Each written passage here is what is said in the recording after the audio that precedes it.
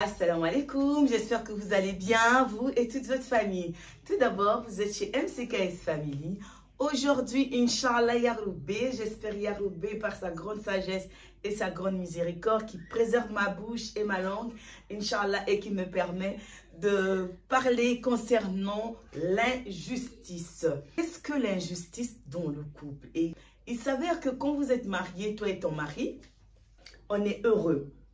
Et quand on est dans la vie familiale, dans la vie du couple, là, tout devient tendu.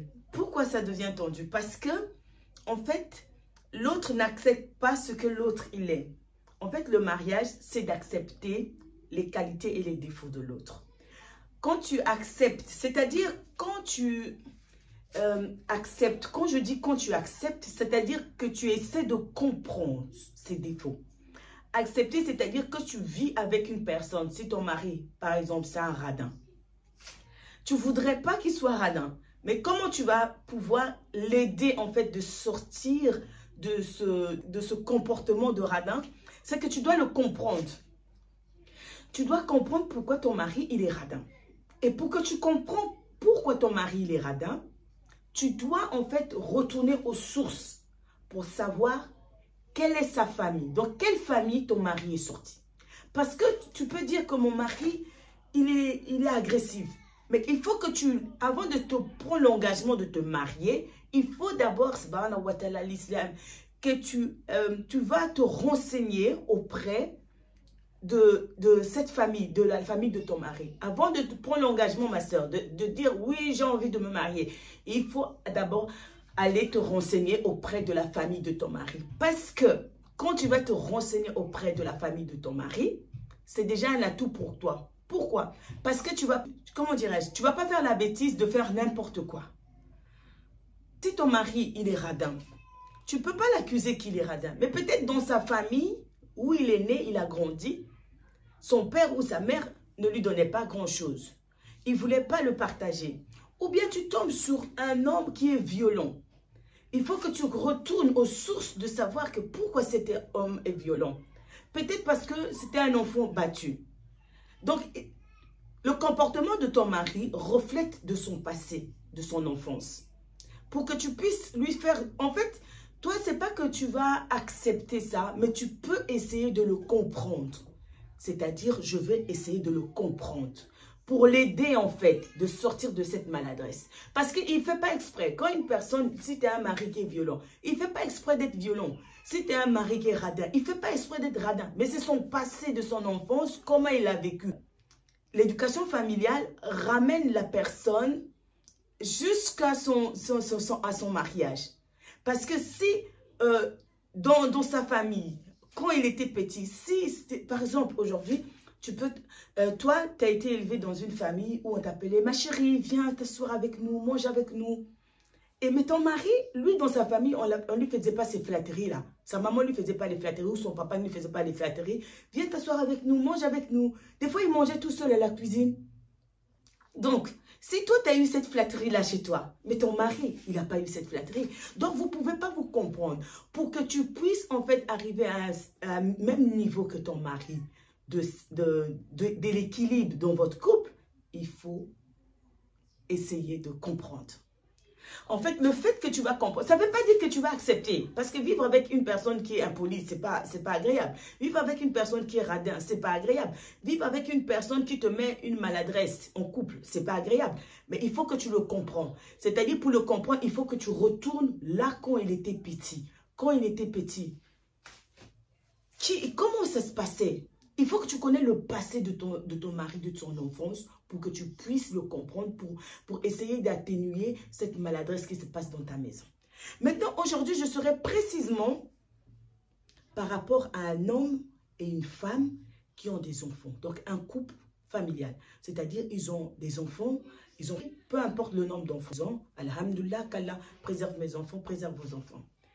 Mais le mari, lui, en fait, il met un costume de responsabilité, c'est-à-dire j'achète à manger, à boire, les vêtements des enfants, je vais travailler, je rentre. Elle n'a qu'à s'occuper des enfants. Non, c'est injuste. Parce que la femme, elle porte 9 mois de grossesse, mon frère. La femme, elle accouche. La femme, elle allaite pendant 2 ans son bébé. La femme, elle s'occupe de tes enfants, de faire des devoirs. Elle te prépare à toi. Elle prépare aux enfants. Elle prend toute la responsabilité du nettoyage de la maison. Donc, il suffit seulement que tu achètes à manger, à boire, ou tu donnes l'argent à ta femme, ça suffit. Non, non. Il faut l'entraide. Yahweh subhanahu wa ta'ala, il dit, entre-deux-vous dans les œuvres de bien. Donc, entre-deux-vous dans les œuvres de bien, ça veut dire que pour entraider, déjà, pour aider les autres qui sont à l'extérieur, il faut d'abord que tu commences à aider dans ta famille. Tu es né dans une famille, tu as eu un père, une mère. C'est ta famille, alhamdoulilah, qu'Allah les préserve.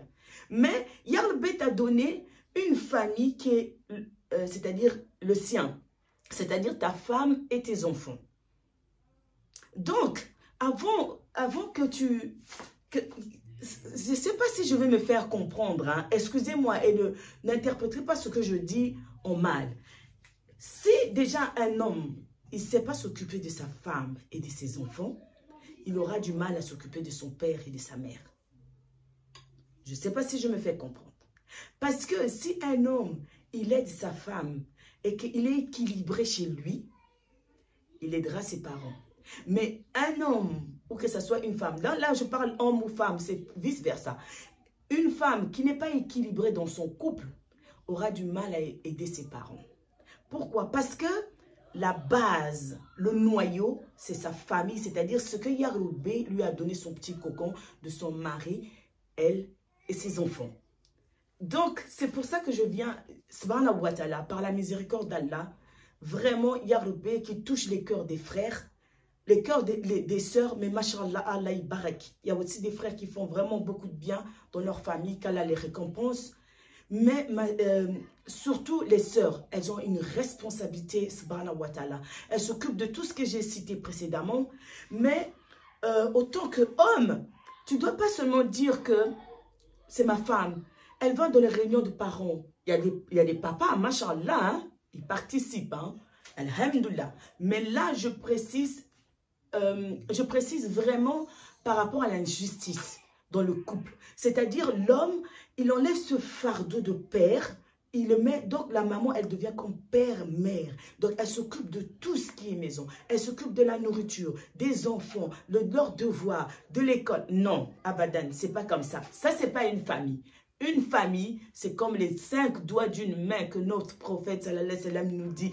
Une famille, c'est comme les 5 doigts d'une main. Donc, si tu lui enlèves déjà le poids de lui faire les devoirs pour les enfants, si tu lui enlèves déjà un petit peu de poids pour essayer d'aller lui chercher les enfants à l'école, elle est déjà un peu équilibrée. La famille, c'est vraiment quelque chose de soudé. Il y a des familles, tu rentres, tu as envie de, mais tu as envie, de t'introduire dans cette famille-là. Parce que c'est des gens, machallah, ils ont ils ont la crainte d'Allah.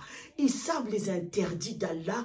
Ils savent que je dois me souder avec la famille. Parce que la famille, c'est quelque chose de sacré. C'est pourquoi Yahweh nous dit, ne coupez pas les liens de parenté. Parce qu'une famille, machallah, le groupe, c'est quelque chose de très capital. Et quand le groupe se disperse, ça fait désignant, c'est malsain et c'est pas bon. Donc, une famille, mon frère, quand tu as une femme, Yahweh t'a donné une femme, t'a donné des enfants, prends soin d'eux. C'est pas que tu laisses toute la responsabilité à la femme. Elle doit faire des devoirs des enfants. Elle doit les emmener à l'école. Elle doit aller pendant les réunions de parents. Elle doit nettoyer la maison. Une femme, ce n'est pas un objet. Elle est peut-être ta femme, mais c'est une mère. Elle est mère, c'est la fille des gens. Et c'est un être humain qui respire. Aussi, elle a besoin des fois de se souffler. Surtout quand c'est une grande famille que Yahweh vous a donné. Mon frère, il faut faire un effort. C'est-à-dire, il y a des femmes qui ne demandent même pas de l'aide à leur mari. Parce que déjà, mentalement, elles se disent c'est son devoir. Alors que non, abadan. La famille, c'est l'union. C'est-à-dire, entre deux vous dans les œuvres de bien. La famille, c'est quelque chose de bien. Donc, il faut aider sa femme. Il faut alléger sa femme. Ce n'est pas, tu rentres du travail, tu t'assieds sur des fauteuils, Tu manges, elle t'a préparé à manger. Même pour aller chauffer ta nourriture au micro-ondes, non. C'est elle qui doit se lever pour aller le chauffer. Attention, ce que je dis, c'est le devoir de la femme de prendre bien soin de son mari. Alhamdulillah. Celles qui le font, bismillah. Et moi, y compris qu'Allah m'éduque, vous éduque, mes sœurs. Je ne dis pas ça. Attention, il ne faut pas mal interpréter mes propos.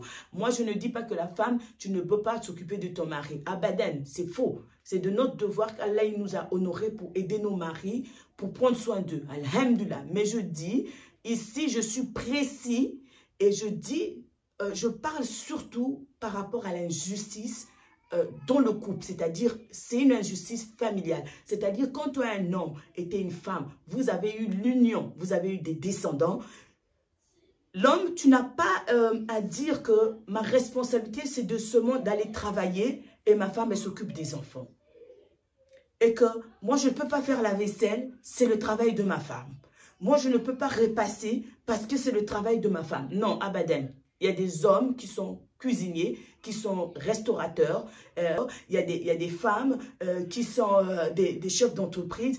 C'est à vous de savoir équilibrer votre couple. Le frère, tu peux aider ta femme à enlever les saletés dans les assiettes et mettre dans le lave-vaisselle. Si le Seigneur ne vous a pas donné de lave-vaisselle, ta femme, elle peut laver et toi, tu l'aides à rincer. Ça ne cause aucun tort si le frère, tu aides ta femme. À la limite, tu peux faire la machine pour elle. Tu enlèves les vêtements, tu le plies et elle dépose dans les armoires pour les enfants. En fait, un homme sage, un homme qui a été un homme sait c'est quoi la justice d'Allah devant la créature qu'Allah lui a donnée. Il va même pas chercher à savoir est-ce que je peux faire des frites pour les enfants, est-ce que je ne peux pas faire des frites pour les enfants. Ce qu'il est capable de faire selon ses capacités, bismillah, j'aide ma femme.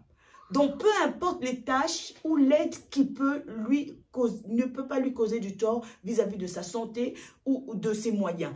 Bismillah. Donc, ta femme, entendez-vous dans les œuvres de bien. Si ta femme, elle gagne plus que toi, ta femme, elle peut aider. Elle n'a même pas à réfléchir pourquoi je dois acheter la manger pour les enfants. Mon mari n'est pas là, c'est lui qui doit acheter. Non. Donc, moi, ici, je parle précisément pour les hommes qui sont injustes dans le couple. C'est-à-dire, mon frère, s'il te plaît. La femme, elle a besoin d'aide. Elle a besoin de se souffler. Surtout quand c'est une maman d'une famille nombreuse. Mes soeurs, je vous recommande vraiment et je vous demande vraiment, prenez des fois 1 heure dans la journée de faire ta sieste. Ma soeur, c'est vraiment un conseil gratuit. Essaie-les aujourd'hui. Essaie-les aujourd'hui. Vraiment, tu vois, si tu ne travailles pas, tu as des autres activités que tu fais dans la journée. Mais, ou la radim, si prends 1 heure dans la journée, quand ton mari est au travail, les enfants ils sont à l'école, prends 1 heure. Sieste. Surtout quand tu es une maman d'une famille nombreuse. Sieste. Ça va te faire du bien dans la tête. Parce que les neurones, ils ont besoin de calme. Pour bien réfléchir, tu as besoin de calme. Même pour faire sa salade, tu as besoin de calme. Si tu es stressé, si tu as beaucoup de stress dans ta tête, si tu as beaucoup de problèmes dans ta maison, même ta salade, tu vas faire ta salade, tu ne seras pas concentré avec Yarbé parce que tu as trop de responsabilités et ça va te mettre mal à l'aise pour être vraiment en concentration dans la prière. Donc, c'était ça aujourd'hui mon message vis-à-vis de l'injustice dans le couple. Donc, c'est vice-versa. Une sœur qui aime bien que son mari s'occupe des enfants et elle est là au téléphone, elle est tout le temps dehors ou bien elle est chez sa mère, chez ses cousines, chez ses sœurs. Elle passe son temps dehors alors que sa maison n'est pas encore faite. Ça aussi, c'est ralem, mes sœurs. Il faut d'abord, même si tu veux aider ta mère, même si tu veux aider ton père, Yarbé les élève, les protège et les garde. Mais la première des choses, Yarbé dit d'abord les proches parents. Quand tu es en couple avec ton mari et tes enfants, les proches parents deviennent ton mari, tes enfants. Ce n'est pas l'inverse comme d'autres sœurs elles font. Mes enfants, mes enfants, mes enfants. Non, non, non, abadan. D'abord ton mari, parce que c'est lui qui t'a donné ce descendant-là. Donc tu ne peux pas mettre tes enfants avant lui. C'est injuste. Yarbé n'aime pas les injustes. C'est de l'injustice. D'abord ton mari, tes enfants, et puis ton père et ta mère. Oui, c'est vrai. Et ça, c'est vraiment vrai ce que je dis. Ton père et ta mère, ils sont au top. One top. Mais puisque tu n'es plus dans la maison familiale, les proches parents deviennent, il faut, qu'Allah nous éduque, hein, et vraiment qu'il nous enseigne. Parce que les proches parents deviennent maintenant ceux qui sont autour de toi. Mais attention, tu ne peux pas léser tes parents pour ton mari, pour tes enfants. C'est des proches parents. Donc, c'était ça mon message aujourd'hui concernant l'injustice dans le couple. Il faut vraiment qu'on garde les paroles et les enseignements de notre prophète sallallahu alayhi wa sallam concernant ce que Yahweh nous a dit. Entraidez-vous dans les œuvres de bien. Et la famille, c'est un œuvre de bien. Donc, il faut donner le coup de main entre le mari et la femme, et qu'Allah Azzawajal vous apaise vos couples, qu'Allah Azzawajal enlève l'injustice dans ton cœur, ma soeur, que tu fais du mal à ton mari, peut-être sans faire exprès, que ton mari aussi t'aide, et entraidez-vous, et qu'Allah Azzawajal vous protège, vous et vos enfants. Assalamu alaikum.